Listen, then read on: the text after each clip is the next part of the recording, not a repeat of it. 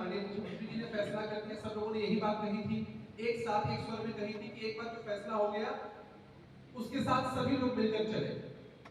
और मैं अपने आप को इस चीज के लिए सौभाग्यशाली मानता हूं। मोदी सर के साथ लगातार घूमने का मौका मिल रहा है, पहले भी सर का सानिध्य मिलता था, हमेशा चर्चाएं होती थी। एक अनूठा समागम है, सभी पार्टियों की बैठक होती है, बैठक में एजेंडे तय होते हैं, सभी बातें होती हैं, लेकिन सचमुच उस दिन भी मनीष भैया ने इस बात का जिक्र किया, आज भी इस बात का जिक्र किया है, आप सबने इस बात का जिक्र किया है कि पूरे तिरहुत में सचमुच एक मजबूत संगठन जो हमारे नेता को ताकत देता है, शक्ति देता है, देवेश दल के रूप में है। और आपके